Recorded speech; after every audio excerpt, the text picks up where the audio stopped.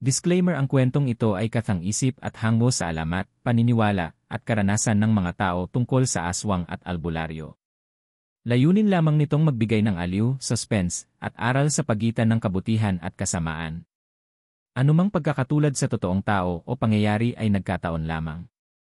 Sa malayong probinsya ng Visayas, may isang baryo na tinatawag na San Roque. Sa araw, makikita mo rito ang payapang pamumuhay ng mga tao, nagkakaisa, nagtutulungan, at masaya ang bawat tahanan.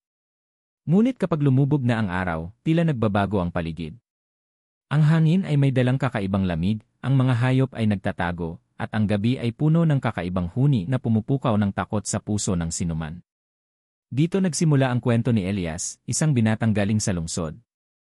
Siya ay umuwi sa baryo matapos pumanaw ang kanyang lola, isang kilalang albularyo sa lugar. Bagaman baguhan, dala niya ang kagustuhang ipagpatuloy ang sinimulan ng kanyang lola sa pagpapagaling at paglaban sa masasamang nilalang. Ngunit hindi pa siya bihasa, mahinang-mahina pa ang kanyang kapangyarihan, at hindi pa niya lubusang nauunawaan ang mga sinaunang ritual. Sa unang gabi ng kanyang pag-uwi, naramdaman na ni Elias ang kakaibang presensya sa paligid. Nakita niya ang mga anino sa mga sulok ng bahay at narinig ang mga huni na parabang nagmumula sa hangin. Isang kakaibang alulong ng aso ang sumalubong sa kanya, isang palatandaan ng mga nilalang na gumagala sa dilim ng baryo. Hindi naglaon, napansin niya ang mga kwento ng mga residente, may mga bata at buntis na kababaihan na nawawala o nagkakasakit ng walang paliwanag, mga hayop na hindi na bumabalik sa kanilang bakuran, at mga tao na nagiging panatag lamang sa liwanag ng araw.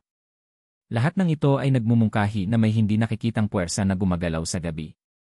Pinili ni Elias na simulan ang kanyang pag-aaral sa lumang aklat at mga orasyon ng kanyang lola. Ngunit bago pa man siya makapaghanda, nakakita na siya ng mga senyales ng panganib. Ang mga halaman sa hardin ng lola ay tila natutuyo ng kusa, ang apoy sa lampara ay biglang namatay, at naramdaman niya ang malamig na hangin sa loob ng kanyang kwarto. Sa kabila ng takot, hindi siya tumalikod. Alam niyang may tungkulin siyang ipagpatuloy ang tradisyon ng pamilya. Unang hakbang niya, pag-aralan ang mga simpleng ritual sa proteksyon, at maglakad-lakad sa baryo tuwing gabi upang obserbahan ang mga kakaibang pangyayari.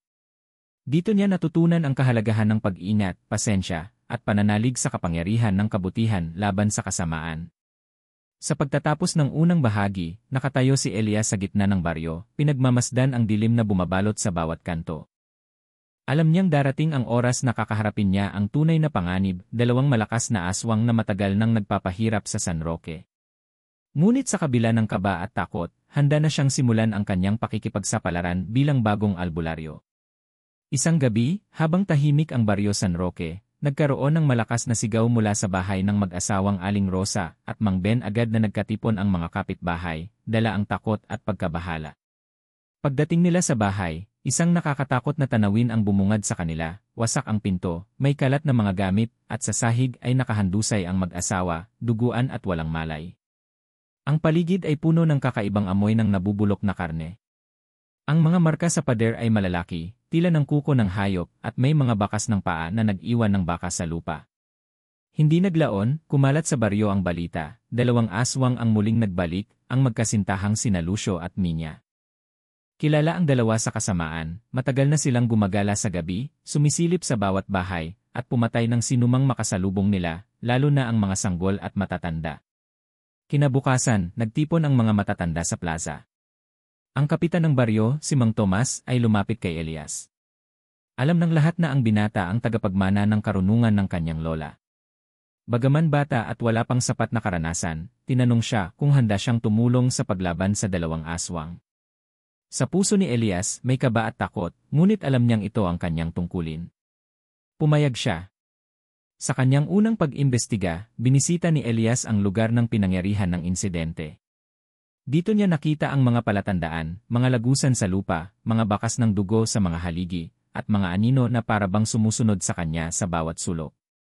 Narinig niya rin ang malabong boses na bumubulong sa hangin, "Hindi mo kami mapipigilan." Hindi naglaon, nakipagkita si Elias sa ilang matatanda at nakalap ang mga lumang alamat tungkol sa mag-asawang aswang.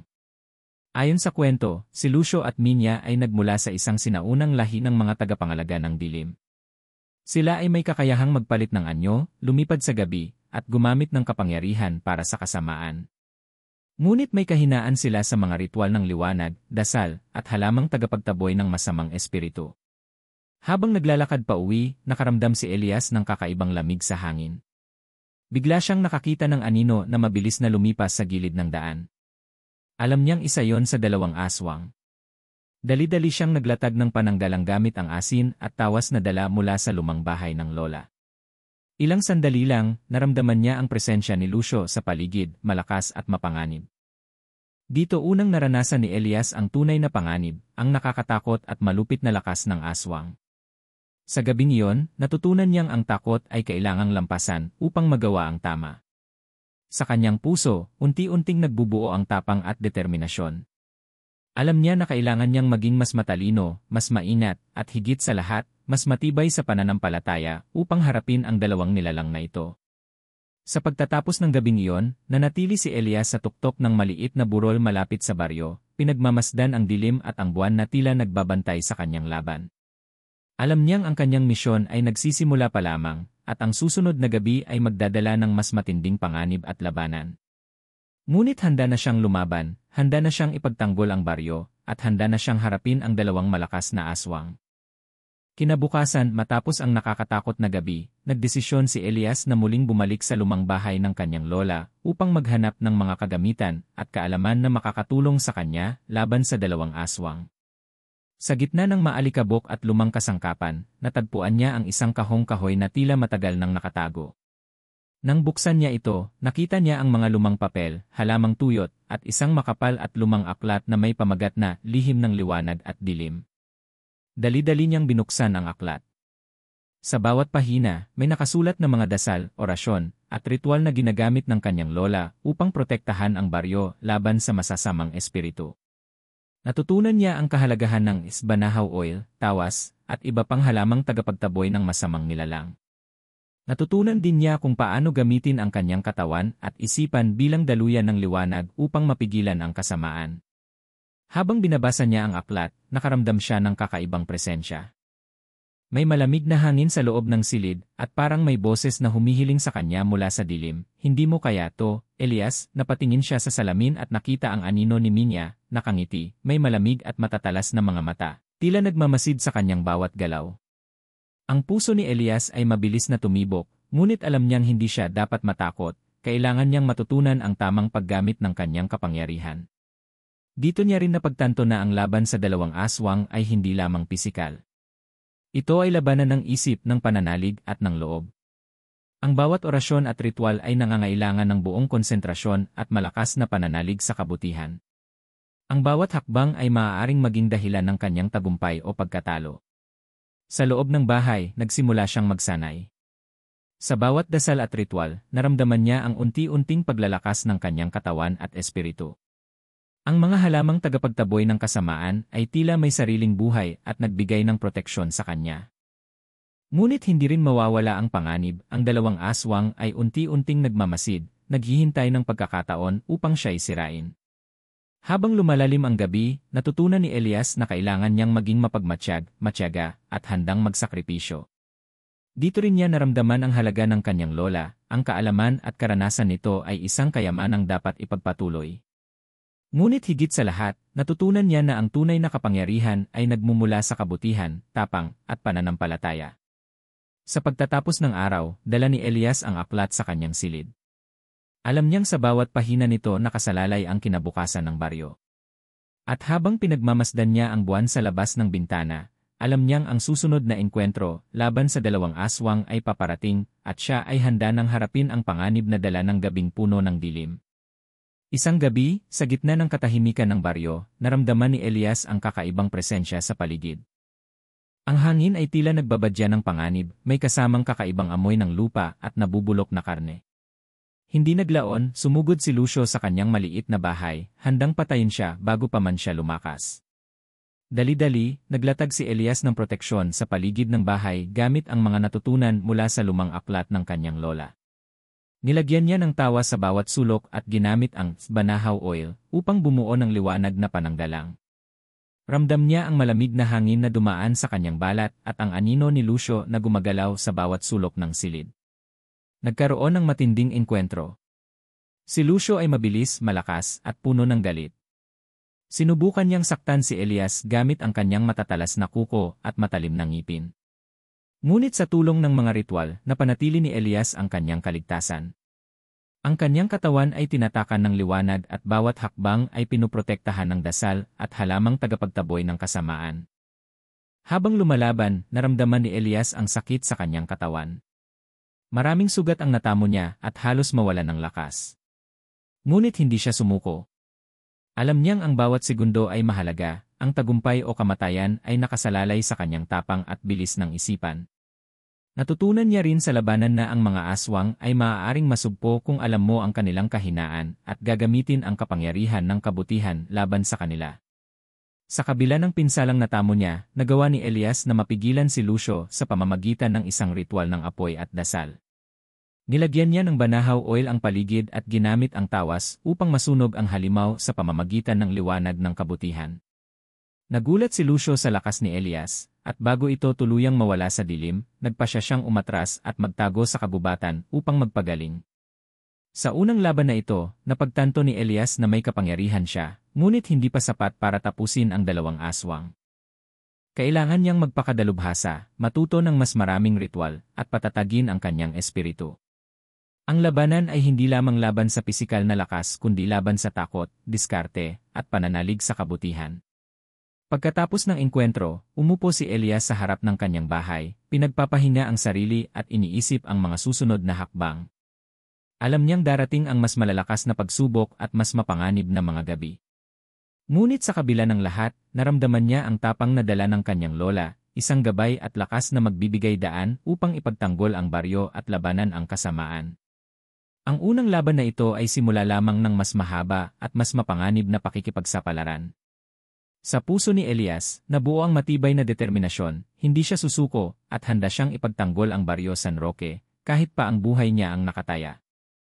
Ilang araw matapos ang unang laban ni Elias kay Lucio, napagtanto niya na hindi siya maaaring humarap sa dalawang malalakas na aswang ng mag-isa. Bagaman lumakas na siya sa unang engkwentro, alam niyang mas mapanganib ang susunod na laban. Sa gitna ng kanyang pag-iisip, lumapit sa kanya si Lara, isang dalaga mula sa kalapit baryo. Siya ay apo ng isang kilalang babaylan na maraming taon nang tumutulong sa mga tao laban sa masasamang espiritu. Elias, wika ni Lara, narinig ko ang nangyari sa San Roque. Kung gusto mong maprotektahan ang baryo, kailangan mo ng katuwang. May kakaibang kislap sa kanyang mga mata na nagpapakita ng tapang at determinasyon. Sa unang tingin, nag-alinlangan si Elias, hindi niya inaasahan na makakakita siya ng taong magtitiwala sa kanya at sasamahan siya sa panganib na paparating. Pinag-aralan nila ang aklat ni Elias at pinag-isa ang kanilang kaalaman sa ritual at dasal. Magkasama silang nagsanay sa paggamit ng banahaw oil, tawas, at mga halamang panlaban sa aswang. Natutunan nilang magsagawa ng sama-samang proteksyon sa bawat bahay sa baryo, at paano maglatag ng bilog ng liwanag na magagamit sa laban sa dalawang aswang. Sa bawat pagsasanay, lumalakas ang tiwala nila sa isa't isa, at unti-unti ring namumuo ang damdamin ni Elias para kay Lara. Ngunit pareho nilang alam na hindi ito oras para sa pag-ibig, ang buhay ng baryo ang nakataya. Habang lumalalim ang gabi, nakarinig sila ng malalakas na alulong sa kabubatan. Alam nilang malapit na ang panganib. Ngunit sa tulong ng kanilang pinagsanib na kaalaman, nakaramdam sila ng lakas at tapang. Si Lara, bagaman bata, ay may natatanging kakayahan sa pagbasa ng enerhiya ng masamang espiritu. Dito niya ipinakita kay Elias ang paraan kung paano mararamdaman at mahahadlangan ang galaw ng mga aswang bago pa man sila sumugod. Dito rin nila natuklasan ang lihim ng dalawang aswang, sina Lucio at Minya ay dati palang tagapangalaga ng sagradong ritual sa kanilang lahi. Ngunit nasira ang kanilang kaluluwa nang subukan nilang gamitin ang kapangyarihan para sa sariling kasakiman. Ito ang dahilan kung bakit sila naging malupit at mapanganib. Sa kaalaman na ito, mas naintindihan ni Elias kung paano nila maaaring talunin ang mga aswang, hindi lamang sa lakas, kundi sa estratehiya at paggamit ng kaalaman sa kabutihan laban sa kasamaan. Sa pagtatapos ng araw, magkasama silang tumayo sa tuktok ng maliit na burol sa baryo, pinagmamasdan ang gabi. Alam nilang ang laban ay hindi pa tapos at darating ang mas malalakas na pagsubok. Ngunit sa unang pagkakataon, naramdaman ni Elias na hindi na siya nag-iisa. Sa tulong ni Lara, handa na siyang harapin ang panganib at ipagtanggol ang baryo, kahit gaano man kalakas o kasamaan ang darating. Habang lumalapit ang gabi ng kabilugan ng buwan, alam nina Elias at Lara na hindi na pwedeng mag-antay pa. Ang dalawang aswang, sina Lucio at Minya, ay tiyak na babalik sa baryo upang tapusin ang kanilang kasamaan. Kaya't nagpasya silang gawin ang pinakamalaking paghahanda para sa huling digmaan. Una nilang ginawa ay bumuo ng bilog ng proteksyon sa gitna ng baryo. Gumamit sila ng mga halamang tagapagtaboy ng kasamaan, asin, tawas, at banahaw oil. Sa bawat bahay, naglagay sila ng kandila at orasyon upang protektahan ang mga residente. Pinayuhan din nila ang bawat pamilya na manatili sa loob ng bahay, hindi lalabas kahit sa ingay o sigaw, sapagkat bawat hakbang sa gabi ay maaaring panganib. Bukod sa pisikal na proteksyon, sinanay nina Elias at Lara ang kanilang mga sarili sa espiritual na aspeto. Pinag-aralan nila ang mga lumang ritual ng pananakot at pagtataboy sa aswang. Natutunan nilang gamitin ang kanilang enerhiya at pananampalataya upang palakasin ang liwanag na magtataboy sa dilim. Ang bawat dasal ay may kahulugan at bawat galaw ay dapat tama upang maging epektibo. Ang buong baryo ay nagtulungan. Ang mga matatanda ay nagbigay ng kaalaman tungkol sa nakaraan ng dalawang aswang, ang mga kabataan ay naglatag ng mga simpleng patibong, at ang bawat tao ay nakipagtulungan upang mapalakas ang depensa. Sa gitna ng paghahanda, naramdaman ni Elias ang panibagong tapang, hindi lamang sa sarili, kundi sa kabuuang baryo. Alam niyang ang tagumpay ay nakasalalay sa pagkakaisa ng lahat. Gayon din, naglaan sila ng oras para sa kanilang sariling kagamitan. Ang mga sibat at armas ay binabad sa banal na langis, at bawat isa ay siniguro na may sapat na proteksyon.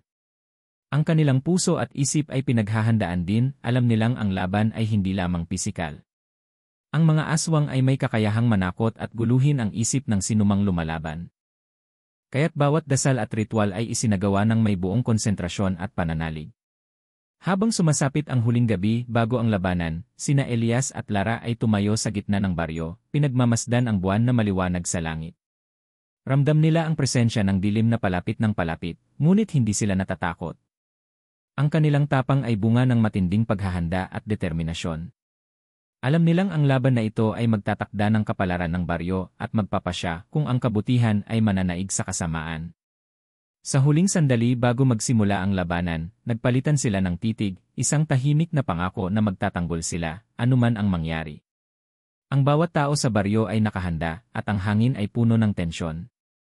Ang oras ay malapit na, at ang huling digmaan laban sa dalawang malalakas na aswang ay magbubukas ng bagong kabanata sa kasaysayan ng San Roque. Sa gabing kabilugan ng buwan, dumating ang inaasahang sandali. Ang dilim ng San Roque ay tila huminga ng malalim at ang hangin ay puno ng kakaibang lamig. Dumating sina Lucio at Minya, lumilipad mula sa kabubatan na may galit at kasamaan sa kanilang mga mata. Ang buong baryo ay nanatiling tahimik, bawat pamilya ay nakasara sa kanilang mga tahanan, nagdarasal at umaasa sa proteksyon na inihanda nina Elias at Lara. Si Elias ay nakatayo sa gitna ng bilog ng proteksyon, hawak ang banahaw oil at tawas, habang si Lara naman ay nakaposisyon sa tabi niya, handang tumulong sa ritual at orasyon. Ang dalawang aswang ay mabilis, lumilipad at lumulundag sa paligid, pinapalipad ang hangin at nagdudulot ng takot sa bawat puso. Dugo at apoy ang bumabalot sa paligid sa bawat galaw ng dalawang halimaw. Nagsimula ang labanan. Si Elias ay humarap kay Lucio, habang si Lara naman ay hinarap si Minya. Ang bawat atake ay puno ng enerhiya, at bawat galaw ng aswang ay sinusukol ng dasal at ritual. Ramdam nila ang lakas ng kasamaan, ngunit hindi sila sumuko. Alam nilang bawat segundo ay mahalaga, at ang kabutihan ay nakasalalay sa kanilang tapang at tiwala sa isa't isa. Habang lumalaban, si Elias ay ginamit ang lahat ng natutunan mula sa aklat ng kanyang lola. Tinawid niya ang kanyang lakas sa dasal, at bawat ritual ay nagiging liwanag na naglaban sa dilim. Si Lara naman ay kumikilos ng mabilis, ginagabayan ang kanyang mga kamay sa pagbuo ng enerhiya at proteksyon. Ang bawat hibla ng kanilang kaalaman ay nagiging sandata laban sa mga aswang. Ngunit ramdam nila na hindi ito magiging madali. Sina Lucio at Minya ay may kakayahang manipulahin ang dilim at takutin ang sinuman. Ang bawat galaw ng dalawang aswang ay tila sinusubok ang kanilang puso at isip. Ngunit sa huli, pinili ni Elias na gamitin ang huling ritual ng liwanag ng banal na sigla, isang dasal na tanging tunay na albularyo lamang ang makakagawa. Alam niyang may kapalit ito, isang malaking sakripisyo ang kailangan upang tuluyang mapuksa ang dalawang aswang. Sa sandaling iyon, pinagsama ni Elias ang kanyang lakas at pananampalataya. Isinabog niya ang liwanag mula sa kanyang katawan, at ang buong paligid ay napuno ng ningning. Ang dalawang aswang ay napigilan, nagulat sa tindi ng liwanag, at unti-unting natunaw sa harap ng kabutihan at tapang ng bagong albularyo. Ang hangin ay humina, at ang gabi ay unti-unting napalitan ng katahimikan. Sa pagtatapos ng labanan, nakahinga ng maluwag si Elias at si Lara. Alam nilang nagtagumpay sila, ngunit may damdamin ng lungkot at pangungulila sa sakripisyong ginawa. Ang baryo ay ligtas na muli, at ang liwanag ng kabutihan ay muling bumalik sa San Roque. Ngunit sa ilalim ng punong balete, may naiwan na paalala, ang dilim ay laging naroroon, handang bumalik sa oras na humina ang tapang at pananampalataya ng mga tao. Matapos ang matinding laban, napuno ng katahimikan ang baryo San Roque. Ang mga bakas ng digmaan ay makikita sa lupa at paligid, nasunog na mga damo, nagkalat na abo, at mga sugatang hayop. Ngunit higit sa lahat, ramdam ng bawat tao ang ginhawa at kaligtasan. Sa gitna ng lahat ng ito, nakahiga si Elias, pagod at sugatan, ngunit may ngiti sa kanyang labi. Ang sakripisyong ginawa niya ay nagdala ng liwanag sa baryo at tuluyang pinawi ang kasamaan ng dalawang aswang. Si Lara ay dumalaw sa tabi niya, hawak ang lumang anting-anting ng kanyang lola at ngiti sa kanyang mukha. Alam niyang ang buhay ni Elias ay nakataya, at ang kanyang tapang at pananampalataya ang nagligtas sa lahat. Sa kabila ng sakit at hirap, may liwanag na bumabalot sa paligid, isang bagong simula para sa San Roque. Dahil sa sakripisyong ginawa ni Elias, natutunan ng baryo ang kahalagahan ng pagkakaisa, pananampalataya, at tapang. Ang bawat pamilya ay nagbigay galang sa bagong albularyo, at ang mga lumang kaalaman ng kanyang lola ay muling naging gabay sa proteksyon ng bawat tahanan. Ang mga ritual, dasal, at halamang pananggalang ay hindi na lamang panlaban sa aswang, kundi simbolo ng pagkakaisa ng buong baryo laban sa anumang panganib. Habang naglalakad si Lara sa paligid ng baryo, napansin niya ang mga batang naglalaro sa liwanag ng buwan at ang mga matatanda ay tahimik na nagdarasal. Alam niyang ang nakaraan ay puno ng takot at panganib, ngunit ngayon may pag-asa na muli. Ang mga alaala ng dalawang aswang ay nanatili bilang paalala na kahit sa pinakamadilim na gabi, may liwanag na darating kung ang tapang at kabutihan ay mananaig. Sa isang lihim na sulok sa ilalim ng punong balete, nakita ni Lara ang maliit na anting-anting ni Elias. Isa itong tanda na ang kanyang espiritu at lakas ay patuloy na magbabantay sa baryo. Kahit wala na siya sa pisikal na mundo, ang kanyang gabay ay laging naroroon, nagbibigay ng proteksyon at tapang sa sinumang haharap sa dilim. Ang San Roque ay muling naging payapa. Ang mga tao ay nagpatuloy sa kanilang buhay, ngunit hindi nakalimot sa aral ng nakaraang gabi. Ang kasamaan ay mananatiling banta, ngunit ang tapang, pananampalataya, at pagkakaisa ang susi upang mapaglabanan ito. Ang kabutihan ay hindi lamang isang konsepto, ito ay aksyon, sakripisyo, at dedikasyon sa kapwa. Sa huling eksena, sa ilalim ng liwanag ng buwan, narinig ni Lara ang mahinang boses na bumubulong mula sa hangin. Ang liwanag ay hindi umiiral kung walang dilim, ngunit ang dilim ay hindi mananahan kung may tapang at pananampalataya. Isang paalala na ang laban ay maaaring nagwaka sa gabing iyon, ngunit ang pakikipaglaban sa kasamaan ay isang walang katapusang misyon na nangangailangan ng puso, isip at kaluluwa. Sa wakas, ang Baryo San Roque ay nagkaroon ng bagong simula, isang simula na puno ng pag-asa, tapang, at kabutihan. Dala ng sakripisyo ng isang batang albularyo at ng kanyang katuwang na handang harapin ang dilim upang protektahan ang kanilang tahanan at ang bawat mahal sa buhay. 2.